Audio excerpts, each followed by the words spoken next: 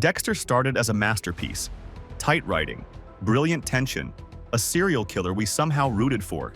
But then the writing took a nosedive. Plot holes, character flips, endings that made zero sense. At some point, Dexter stopped being clever and just got sloppy. Let's dive into it. Remember Deborah Morgan, the foul-mouthed badass detective who could sniff out lies like blood at a crime scene? Well, by the end of season 8, she was unrecognizable. Somehow, the writers thought it was a great idea to take her from strong, independent cop to I'm in love with my brother and I cover up murders now. Wait, what? No, seriously, what happened to her? One minute she's leading investigations, the next she's crying in the corner because Dexter won't love her that way. Fans who admired her integrity felt completely betrayed. She was never perfect, but she was never pathetic. And then what? They kill her off by putting her in a coma from a random bullet wound during a random arrest. That's how you end Deborah Morgan? It was like watching a lioness turn into a house cat. And for what? Oh, right. To make room for the next disaster, let's really dig into Oliver Saxon, because his role as the final villain wasn't just disappointing, it was a full-on betrayal of everything Dexter had built up over 8 seasons. This show was known for complex antagonists. From Trinity's chilling duality as a family man and serial killer, to Brian's intimate psychological warfare as Dexter's own brother, the show always delivered villains who meant something. They weren't just obstacles, they were reflections, catalysts, mirrors. And then, there's Saxon. He had no connection to Dexter's past, no thematic weight, and no philosophy that clashed or even interacted with Dexter's code. He wasn't a dark reflection of Dexter. He was a smudge on the mirror. Think about it. What did Saxon actually teach us about Dexter? What did he push him towards or away from? Nothing. He was a plot device with a knife and a bland expression. And the final showdown?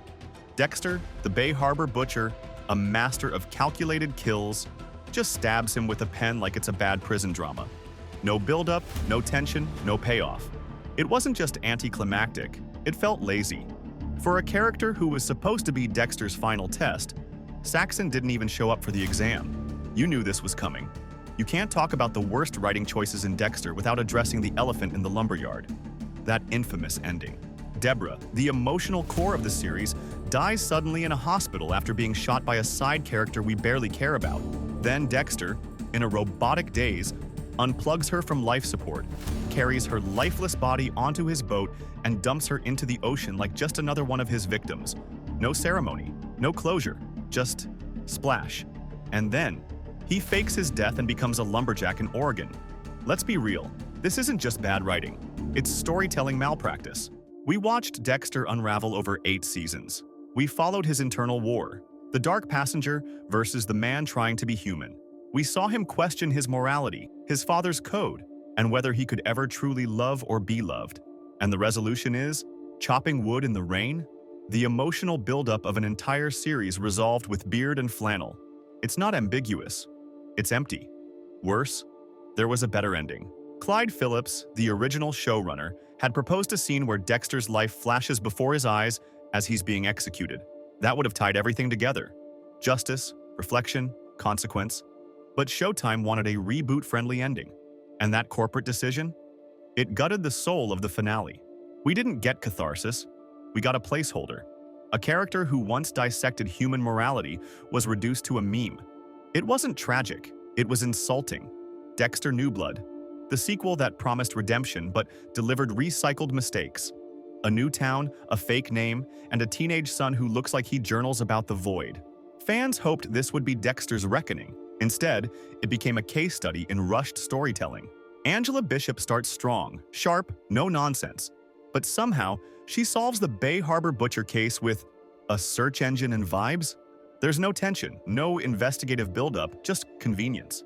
Either she's the greatest detective alive, or the writers forgot to write detective work. And Harrison? He's introduced as complex, angry, morally conflicted. But his arc speeds from I want connection to I'm your judge, jury, and executioner in what feels like 2 episodes. There's no slow unraveling, no internal debate. One minute he hugs Dexter, the next he shoots him. The moment could have been powerful if the groundwork existed. Instead, it feels like a shortcut masked as depth. Killing your father can be profound, but only if the writing earns it. New Blood wanted shock, not substance. It gave us closure without weight. Like skipping chapters and pretending you've read the book. Dexter used to be terrifyingly precise. He wasn't just a killer, he was a calculated machine. Every move backed by science, logic, and a strict moral code. But in the later seasons, that sharpness fades. Suddenly, he's dropping blood slides like breadcrumbs and leaving loose ends everywhere.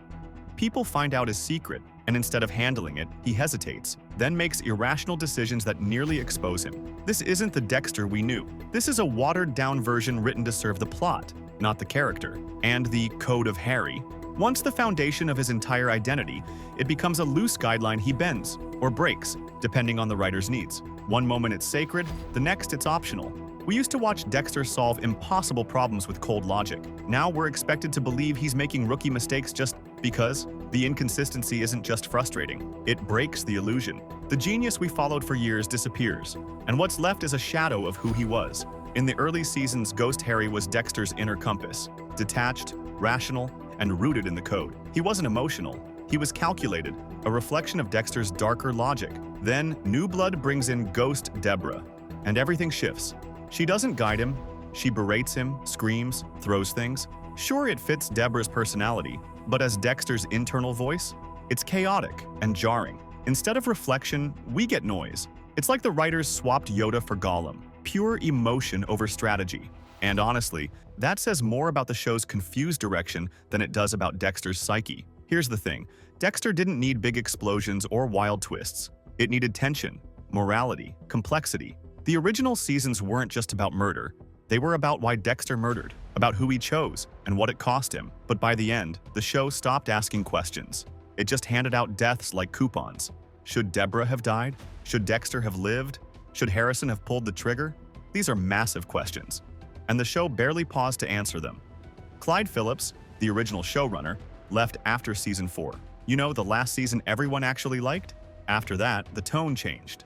The pacing broke. Characters started making decisions that felt off. It wasn't just bad writing, it was different writing, a different vision, and a desperate network trying to keep the show alive for a few more seasons. Sometimes, the real villain isn't a character, it's the studio. Here's the twist. Dexter, resurrection is here. Clyde Phillips is back, and the showrunners have publicly acknowledged that the original ending failed the fans. So maybe, this is their shot to finally do it right, to show us the real consequences of Dexter's actions, the emotional fallout, the psychological price, and maybe give us a better answer to that age-old question. Can a monster ever find peace? If you've made it this far, chances are you've got a favorite what the hell moment of your own. Was it Deb's breakdown? Dexter's beard? Harrison's sudden rage? Let me know in the comments. Seriously, I read them all. Subscribe, click, and dive deeper. See you in the next one.